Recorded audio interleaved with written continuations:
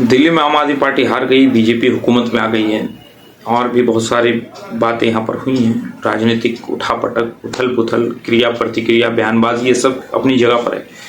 लेकिन दिल्ली चुनाव का जो परिणाम आया है उसकी मुख्य जो सबसे इम्पोर्टेंट बात यह है कि आम आदमी पार्टी के बहुत सारे दिग्गज चुनाव हार गए हैं। और उसमें भी जो सबसे मुख्य बात है, द मोस्ट इम्पॉर्टेंट थिंग, कि केजरीवाल और मनीष सिसोदिया चुनाव हार गए। और इन दोनों के चुनाव हारने के मायने बहुत बड़े हैं। हर राजनीतिक एक्सपर्ट जो है, विशेषज्ञ, अलग अलग एंगल से इसको देख रहे हैं।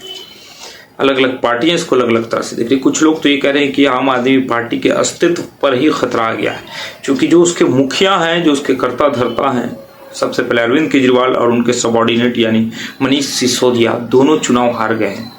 तो कहीं ना कहीं एक पॉलिटिकल क्राइसिस आम आदमी पार्टी में शुरू हो गया है। अब यहाँ से अरविंद केजरीवाल को, मनीष सिसोदिया को और पूरी आम आदमी पार्टी को कितना ज़्यादा संघर्ष करना पड़ेगा, ये बताना भी बहुत ही मुश्किल है।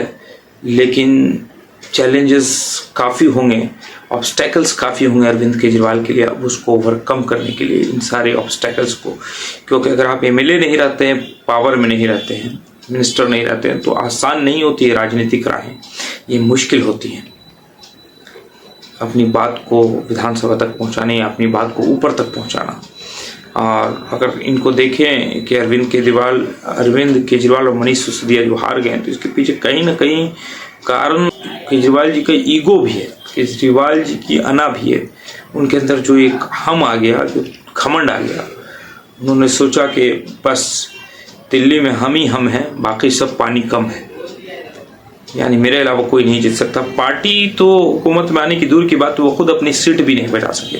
मनीष सिसोदिया भी अपनी सीट नहीं बचा सके।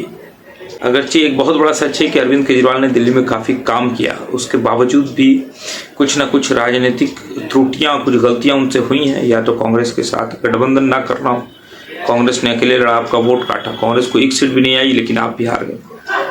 वहाँ पर आप मिला नहीं पाए, मर्ज नहीं कर पाए। कहीं पर आज़ाद समाज पार्टी भी वहाँ अकेले लड़ी, आपने उसको भी नहीं मिलाया।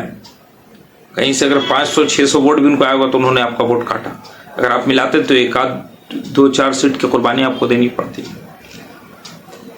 तो कहीं ना कहीं स्ट्रेटेजी में जो फॉल्ट है केजरीवाल के, वो नज़र आ रहा है दिल्ली के इस विधानसभा चुनाव में। नहीं तो नतीजे कुछ और बेहतर हो सकते थे। अगर आम आदमी पार्टी हुकूमत में नहीं भी आती तो कम से कम सिसोदिया, केजरीवाल और इन जैसे और भी 2-4 जो दिग्गज, वो अपनी सीट तो कम से कम बचा ही लेते हैं।